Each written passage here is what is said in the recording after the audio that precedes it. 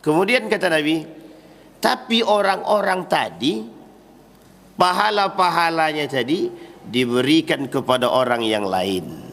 Diberikan kepada si A, diberikan kepada si B, diberikan kepada si C. Apa maksud hadis ini? Maksud hadis ini kok diberikan pahala orang tadi kepada orang lain? Ternyata ada satu perbuatan yang dilakukan oleh orang tersebut ketika di dunia, dan ketika di akhirat Allah tidak mau menagih pahala itu, tapi justru pahala-pahala tersebut diberikan kepada orang yang mereka zalimi, yang mereka sakiti. Hadis ini sahih, diriwayatkan oleh Muslim dalam kitabnya Sahih Muslim. Kata Nabi, orang yang bangkrut itu yang datang dengan pahala yang segudang, tapi semua diberikan kepada orang lain. Fayu'ti min hasanatihi, kata Nabi. Kemudian diberikan kebaikan pahala dia tadi kepada orang yang dia zalimi, sebagai bentuk pertanggungjawaban yang pernah mereka perbuat ketika di dunia. Pertanyaan pertama adalah, kalau orang yang menzalimi tadi, minta maaf kepada orang yang dizalimi, berlakukah hadis ini?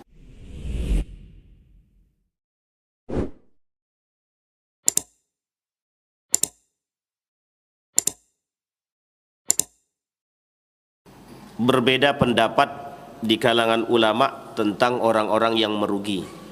Yang dimaksud dengan orang-orang yang merugi ada di dua tempat. Yang pertama ada di dalam Al-Quran, kemudian juga ada di dalam hadis baginda Nabi Muhammad sallallahu alaihi wasallam.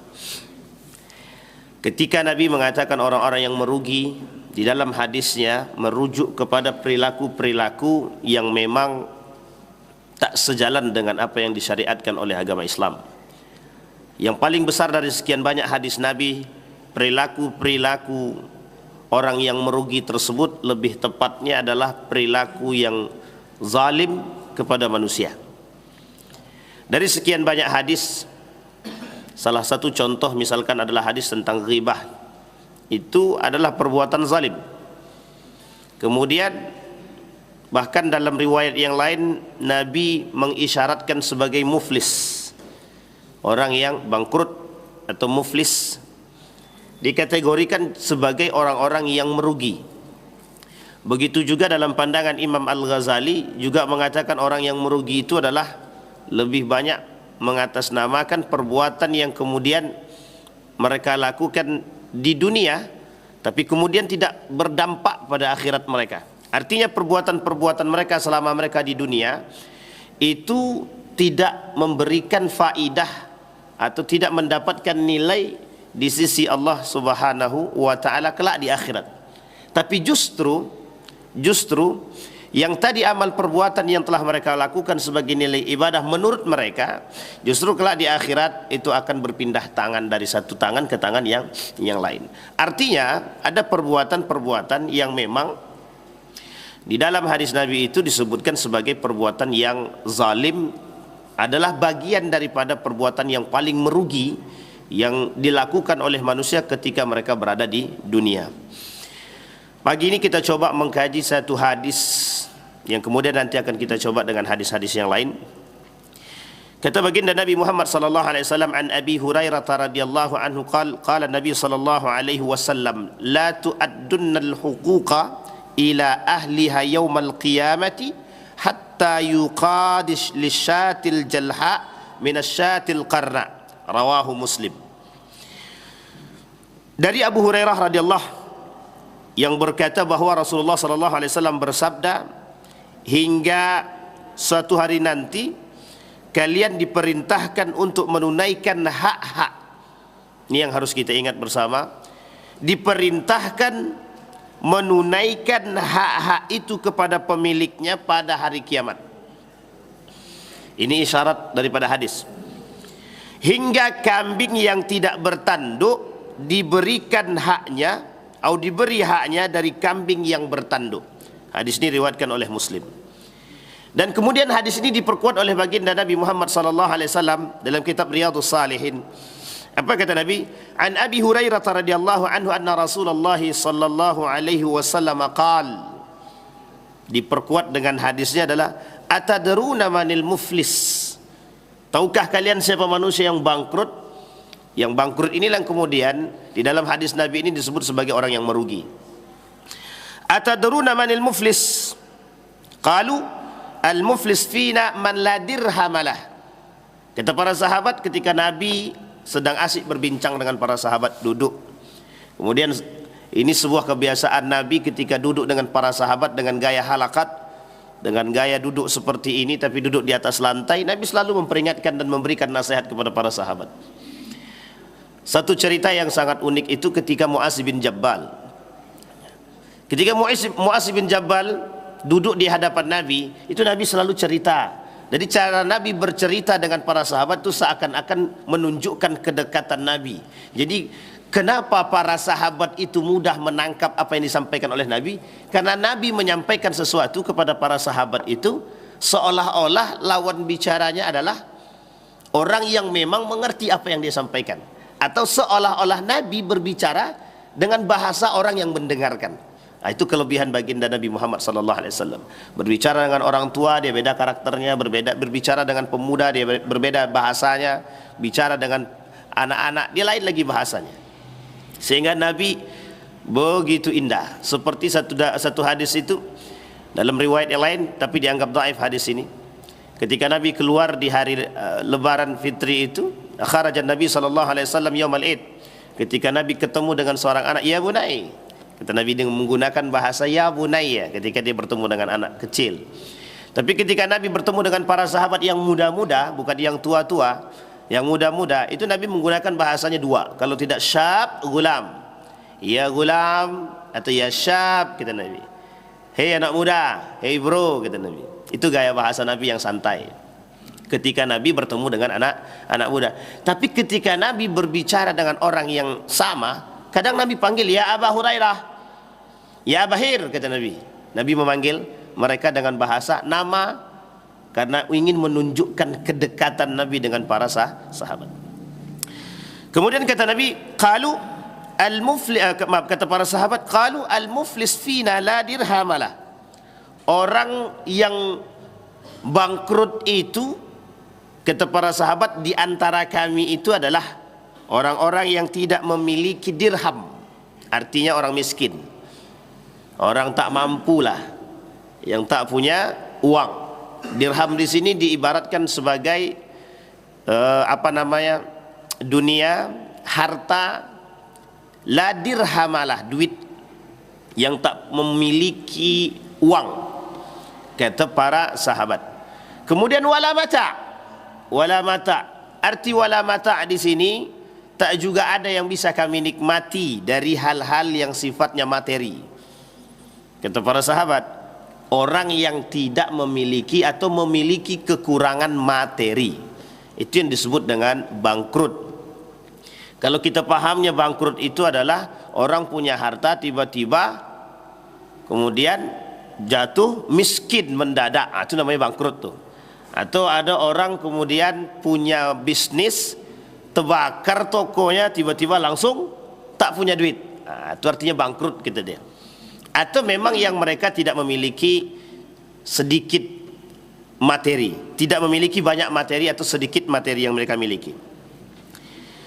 Kemudian kata Nabi, faqala innal muflis min ummati, orang yang bangkrut dari golonganku, kata Nabi Muhammad sallallahu alaihi wasallam, ya'ti yaumal qiyamah, ketika dia datang di hari kiamat, ya'ti bi salatin, ya'ti bi siyamin, ya'ti bi zakatin. Dia datang dengan pahala puasa, dia datang dengan pahala zakat, dia datang dengan pahala solat, dia datang dengan pahala sedekah. Banyak pahala yang dia datang, yang dia miliki selama hidupnya di dunia. Dia datang kepada Allah dengan membawa pahala-pahala tersebut. Tapi kemudian kata Nabi, wa ya'ti wa qad syatama hadza wa qadhafa hadza wa akala mala hadza. wa safaka dama hadza wa daraba hadza fayu'ta hadza min hasanatihi. Kemudian kata Nabi, tapi orang-orang tadi, pahala-pahalanya tadi diberikan kepada orang yang lain, diberikan kepada si A, diberikan kepada si B, diberikan kepada si C. Apa maksud hadis ini? Maksud hadis ini kok diberikan pahala orang tadi kepada orang lain? Ternyata ada satu perbuatan yang dilakukan oleh orang tersebut ketika di dunia, dan ketika di akhirat Allah tidak mau menagih pahala itu, tapi justru pahala-pahala tersebut diberikan kepada orang yang mereka zalimi, yang mereka sakiti. Hadis ini sahih, diriwayatkan oleh Muslim dalam kitabnya Sahih Muslim. Kata Nabi, orang yang bangkrut itu yang datang dengan pahala yang segudang, tapi semua diberikan kepada orang lain. Fayu'ti min hasanatihi, kata Nabi. Kemudian diberikan kebaikan pahala dia tadi kepada orang yang dia zalimi, sebagai bentuk pertanggungjawaban yang pernah mereka perbuat ketika di dunia. Pertanyaan pertama adalah, kalau orang yang menzalimi tadi, minta maaf kepada orang yang dizalimi, berlakukah hadis ini? Ulama berbeda pendapat. Tapi yang paling kuat dari sekian banyak pandangan para ulama, ketika mereka menzalimi orang lain dan dia datang berani meminta maaf, dan orang tersebut khali an zulmihi, ikhlas, sudah merelakan perbuatan itu, maka tak berlaku. Dia datang dengan pahalanya, bahkan dia datang dengan keberaniannya, dengan pahala meminta maaf. Jadi sebenarnya orang yang datang minta maaf itu sangat dihargai oleh Allah. Sangat dihargai oleh Allah. Dia punya salah kepada orang lain, dia datang minta maaf. Oh, itu sangat dihargai dan dihormati oleh Allah, dan bahkan dimuliakan. Tapi yang paling tinggi lagi, dia yang dizalimi kemudian dia yang datang minta maaf itu lebih tinggi lagi, karena tingkatannya berbeda. Tak berlaku.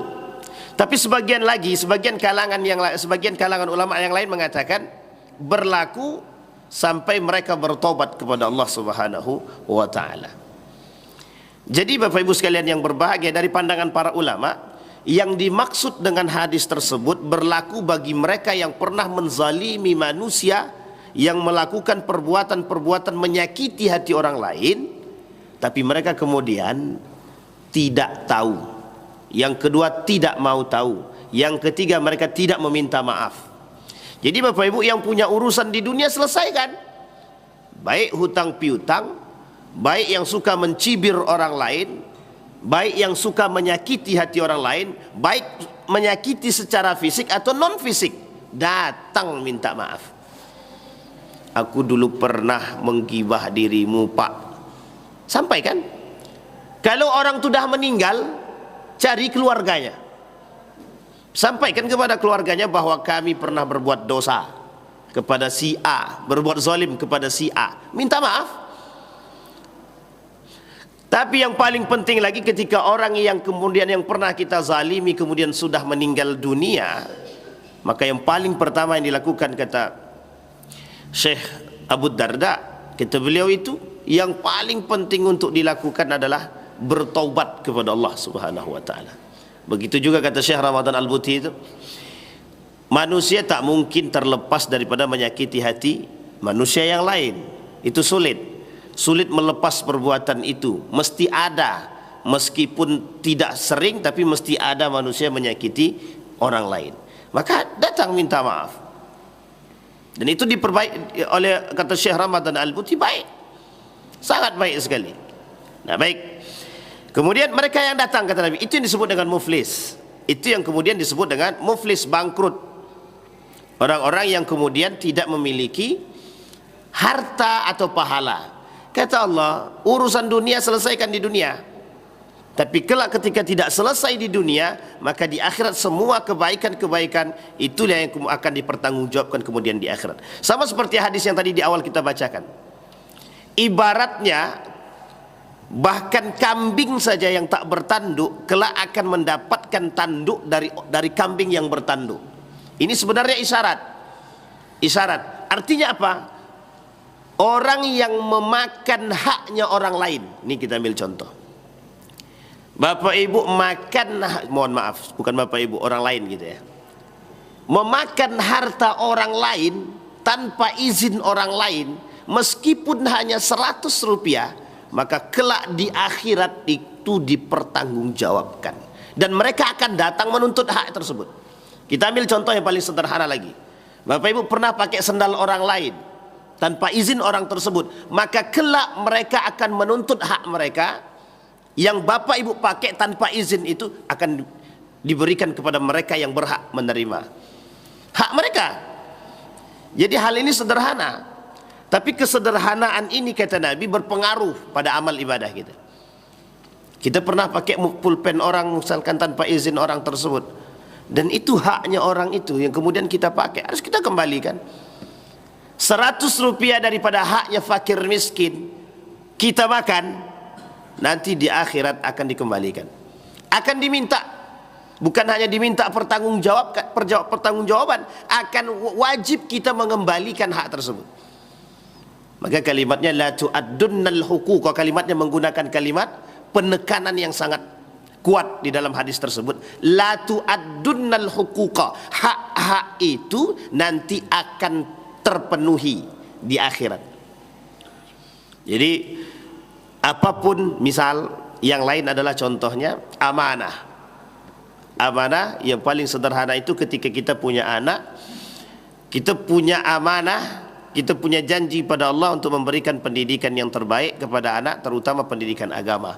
Kelak di akhirat dituntut. Bapakku tak pernah, ini hadis sahih, bapakku tak pernah mengajarkan aku ngaji, bapakku tak pernah mengajarkan aku salat. Di akhirat dituntut. Apa bentuk tuntutannya? Dia mengadu kepada Allah. Nanti Allah yang bertanya, betul tak perbuatan tersebut? Kalau betul perbuatan tersebut, mohon maaf, dicek tuh. Yang tadinya anaknya diangkat, kemudian bapak yang diturunkan. Anaknya diangkat ke surga, anaknya kemudian anaknya diangkat ke surga, bapaknya kemudian dimasukkan ke dalam neraka. Bergilir, berganti.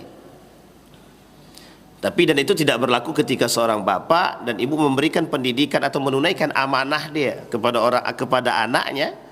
Tapi kemudian memang anaknya yang tidak mau diberikan pendidikan yang terbaik, itu terlepas daripada tanggung jawab. Artinya Bapak Ibu, hak-hak orang lain yang ada kepada kita itu nanti kelak di akhirat akan dituntut, yang wajib kita penuhi. Bayangkan hak tersebut tidak hanya dipenuhi, harus dipenuhi di dunia. Ketika tidak terpenuhi di dunia, kelak dituntut di akhirat.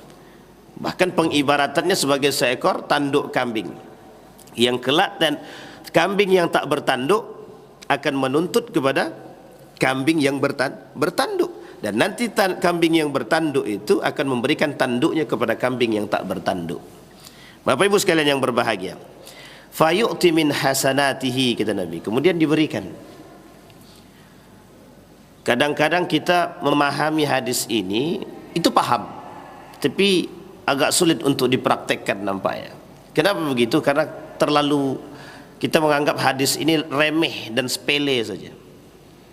Bahkan kata Nabi melanjutkan hadis tersebut, fa in faniyat min hasanati, kalau habis sudah semua kebaikan orang yang tadi menzolimi orang lain tadi, atau si penzolim tadi sudah habis semua perbuatannya, sudah habis semua amal solehnya, apa kata Nabi? Qabla an yuqda alaihi ukhidha min khatayahu, diambilkan dari dosa-dosa orang yang kita zalimi tadi, fahumila alaihi, diberikan kepada orang-orang yang kita jadi kejelekan orang-orang yang kita zalimi tadi diambil, diberikan kepada kita yang menzalimi. Nah, jadi kalau Bapak Ibu pernah si A atau si B pernah menzalimi orang lain, nanti kelak kalau sudah habis kebaikan kita dan belum mampu menutupi dosa atau zalim yang kita buat kepada orang lain, maka kelak kesalahan-kesalahan orang yang kita zalimi diberikan kepada pundak kita, kita yang tanggung. Jadi kita habis semua Pak, amal ibadah kita habis, pahala kita habis. Ibarat dia punya pahala segunung, tak tersisa, justru menambah lobang. Jadi gunung tadi dipotong, ditindahkan ke yang lain sampai kemudian sudah datar. Ketika sudah datar otomatis sudah tidak ada lagi hasanatnya, kebaikannya, maka kemudian digali lagi. Digali itu untuk apa? Jadi dianggap sebagai sebuah sayyiat, kejelekan orang lain yang kemudian diberikan kepada kita. Bapak Ibu sekalian yang berbahagia, hadis ini menunjukkan kepada kita, mengisyaratkan kepada kita orang yang merugi kelak di akhirat. Orang yang merugi kelak di akhirat. Ternyata orang yang merugi kelak di akhirat ini adalah orang-orang yang ternyata amal ibadahnya itu berpindah tangan. Sehingga mohon maaf Bapak Ibu, ada amal-amal perbuatan kita yang itu kemudian hancur, habis, faniat, tidak tersisa. Bahkan ada amal-amal perbuatan kita yang memang tidak diterima oleh Allah Subhanahu wa taala, bagian daripada orang yang merugi. Jadi begini, kita ambil contoh Bapak Ibu, mohon maaf ya Bapak Ibu. Bahkan Nabi mengatakan dalam riwayat hadisnya itu begini, rubba sha'imin laisa lahu min siyamihi. Contoh orang-orang yang puasa tapi tidak bernilai, sia-sia. Jadi dia berpuasa cuma tak membatalkan puasanya, hanya saja perbuatannya itu bernilai, tidak memberikan dampak pahala kepada puasanya, tak ada nilai. Kita ambil contoh misalkan orang yang berpuasa bulan suci Ramadan tapi dia tak niat. Dia puasa, dia siang hari dia puasa, tapi malam tadi sebelum subuh dia tak niat. Mazhab Syafi'i mengatakan orang yang tak berniat itu tak sah puasanya. Tapi kalau dia melakukan puasanya, dia tak ada nilai puasanya, bahkan dikategorikan tak sah. Ada orang yang berpuasa Ramadan tapi dia tak salat. Ada orang yang berpuasa Ramadan tapi kerjaannya cuma tidur saja. Maka sehingga mohon maaf, kategori hadis itu naumatus saim ibadatun, itu hadisnya lemah banget, lemah sekali. Hadis itu lemah sekali. Oleh para ulama, kita ambil misalkan pakar hadis Indonesia itu Ali Mustafa Ya'qub, itu mengatakan dalam tulisan beliau itu salah satu hadis yang bermasalah, naumatus saim ibadah, tidurnya orang berpuasa itu beribadah, itu hadisnya bermasalah. Sehingga perbuatan-perbuatan seperti itu tidak bernilai. Orang yang berpuasa tapi masih berantem, orang yang berpuasa masih menyakiti hati orang tua, orang yang berpuasa masih menyakiti hati orang lain. Jadi masih banyak perbuatan-perbuatan orang yang berpuasa tapi bermaksiat. Emang dia berpuasa tapi dia bermaksiat, itu tak ada nilai. Nah, yang seperti ini yang disebut. Tetapi ada yang lebih parah daripada itu, habis terbakar perbuatan-perbuatan mereka, habis terbakar bagian daripada mereka yang merugi. Jadi ada perbuatan-perbuatan yang memang mereka beramal saleh, ternyata amal soleh mereka dibakar oleh Allah Subhanahu wa taala. Kalimatnya di dalam Al-Quran, habitat a'maluhum, habis terbakar, hangus. Siapa mereka? Orang-orang yang amal perbuatan mereka hangus terbakar. Yang pertama, orang-orang yang kemudian melakukan ibadah tapi kemudian ibadah yang mereka lakukan mereka buat-buat sendiri. Jadi ada orang-orang yang melakukan perbuatan amal ibadah tanpa tuntunan. Orang-orang yang melakukan ibadah tanpa tuntunan. Kita ambil contoh. Apa contohnya mereka yang melakukan ibadah tanpa tuntunan? Yang paling nampak oleh kita saat ini adalah man fariha bidukhuli Ramadan faqad haramallahu jasadahu 'alan nar. Orang yang berbahagia dengan datangnya bulan suci Ramadan maka diharamkan jasadnya masuk neraka. Itu kalau ada yang mengamalkan hadis ini, itu hadisnya palsu. Dan itu berbahaya, tak bernilai. Bahkan mohon maaf, perbuatan-perbuatan yang berbahagia yang seperti apa yang mereka lakukan? Hadis ini dhaif. Maaf, sebagian ulama mengatakan palsu. Bahkan saya mengikuti perkataan tersebut, maudhu'. Hadis ini palsu. Ada orang yang mengamalkan, ada. Dan ini yang kemudian disebut oleh Nabi, orang-orang yang kemudian mengamalkan sesuatu yang memang tidak ada landasannya. Dan ini berbahaya. Kita ambil contoh yang lain adalah perbuatan-perbuatan yang mubah tapi kemudian menjadi haram. perbuatan-perbuatan yang mubah yang kemudian menjadi haram. Tradisi-tradisi yang kemudian dimubahkan, diperboleh, tapi menjadi haram ketika melanggar syariat agama. Baik, itu yang pertama. Yang kedua, ada amal perbuatan yang kemudian hangus, habis sia-sia. Bagian daripada orang yang merugi. Bagian daripada orang yang merugi. Siapa mereka? Mereka yang 70 tahun umur hidupnya beribadah rajin solatnya ke masjid, tapi tiba-tiba percaya sama dukun. Habis pak. Cuma sekali dia ke dukun, sekali cuman ke dukun, tapi habis. Bahkan dalam hadis Nabi itu, Nabi kental dengan hadis ini. Kata Nabi, man ata kahin fatasaddaqa bima qala faqad kafara. Orang datang ke tukang dukun, percaya dengan perkataan dukun tadi, habis, kafir, kata Nabi. Itu Nabi yang bilang, bukan saya. Faqad kafar, artinya diisyaratkan sebagai orang yang kemudian habis amal ibadahnya, Pak. Bayangkan, orang dianggap sebagai yang percaya dengan dukun. Mohon maaf Bapak Ibu, perbuatan membedakan antara dukun, orang pintar, itu sebenarnya kita sudah paham. Kita sudah paham sebenarnya. Tapi kadang-kadang karena memang takjub dengan perbuatan dukun tersebut, itu kita bisa saja mengatakan, oh dukun tersebut rajin kok sholatnya. Dukun rajin sholatnya banyak jin-jin itu juga banyak yang sholat itu. Nah, ini berbahaya Bapak Ibu. Jadi hal-hal yang sederhana tapi menggugurkan. Bahkan di Riau ini kami pernah masuk salah satu tempat itu, mereka muslim bersyahadat, mereka sholat, tapi mereka punya pemahaman yang lain. Artinya mereka punya agama yang lain. Dan itu ternyata mereka masih menyembah, ada yang masih membuat sesajenan untuk pohon, kemudian masih juga buat untuk laut, untuk sungai.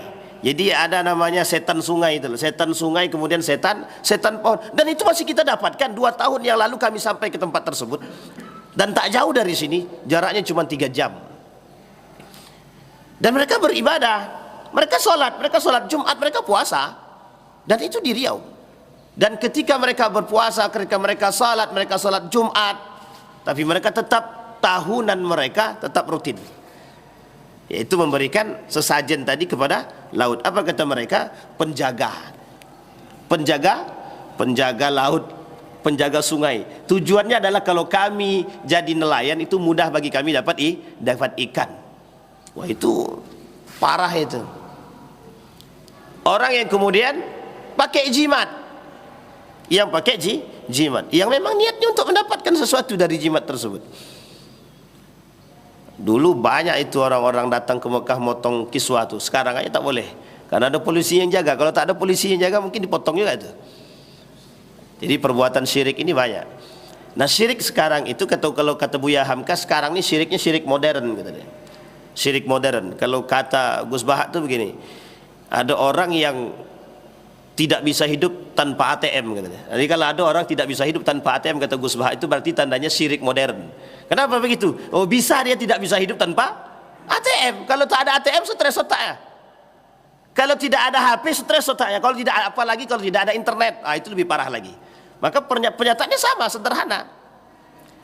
Ketika orang begitu tertekan, ketika orang begitu berharap terhadap internet, itu sudah merubah. Hati-hati, sesuatu yang kita harapkan kemudian menafikan keberadaan Allah di situ, jatuhnya kita syirik.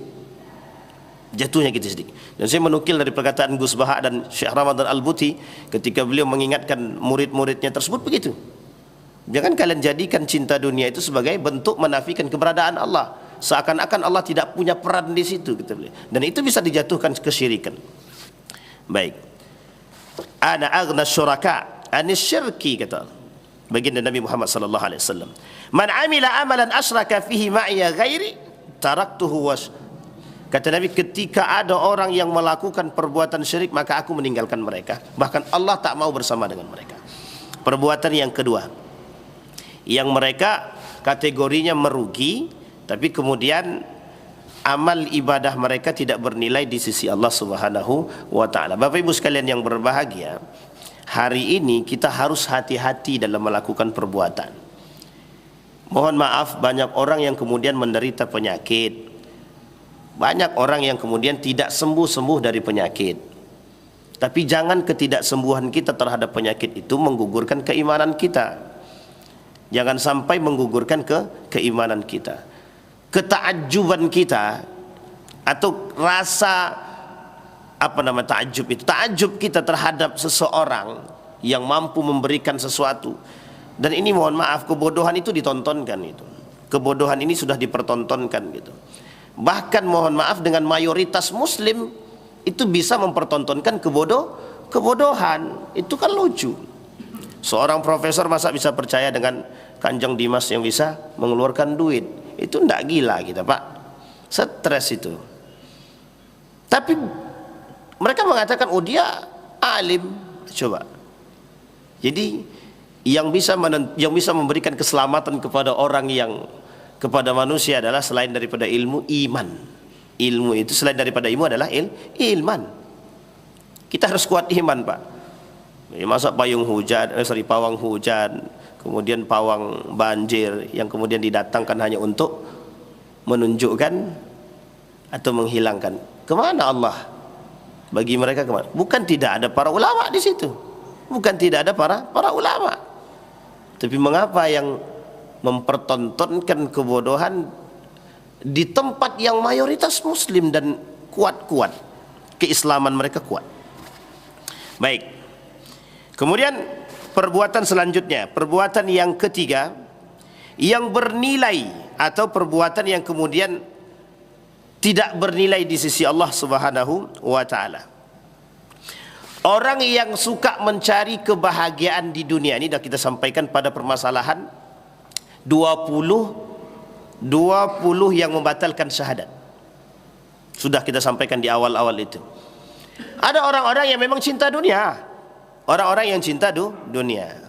Orang yang cinta dunia itu, Bapak Ibu sendiri bisa melihat apa yang dimaksud. Kalau menurut Syekh Al-Ghaithi, kata Syekh Al-Ghaithi itu, orang yang cinta dunia itu yang kerjaannya memang menumpuk-numpuk harta. Orang yang kemudian tidak pernah adil terhadap dirinya. Artinya dunia yang dia kejar saja. Dia kadang-kadang pergi pagi pulang pagi lah, itulah bahasanya. Pergi pagi pulang, sehingga dia tak melihat keluarganya. Yang keempat, orang yang dianggap rugi, orang yang tidak mau bersilaturahim. Nah ini, kenapa kau tak datang ke rumah tetanggamu? Aku ada kesibukan. Bapak Ibu mohon maaf, ketika ada undangan Bapak Ibu, tetangga kita, itu kita wajib Bapak Ibu untuk mendatangi, itu wajib. Hukum mendatangi undangan itu wajib ketika kita diundang, kecuali memang ada uzur yang betul-betul uzur. Kalau tidak ada uzur sama sekali, itu hak dan kewajiban Pak berlaku. Hak dan kewajiban berlaku. Apa yang disebut dengan hak dan kewajiban yang berlaku itu? Bapak Ibu punya kewajiban kepada tetangga. Tetangga punya kewajiban kepada Bapak Ibu, dan itu haknya mereka. Haknya kita kewajiban tetangga, haknya tetangga kewajiban kita. Salah satunya adalah ketika mereka mengundang kita, itu kita wajib datang. Bahkan mohon maaf, kita kadang tak kenal dengan tetangga, apalagi kalau kita tinggal di perumahan. Itu tadi sebab pergi pagi pulang pagi. Kapan interaksinya? Tak pernah kita berinteraksi. Memperbanyak silaturahim itu perbuatan yang paling baik, kata Umar bin Khattab.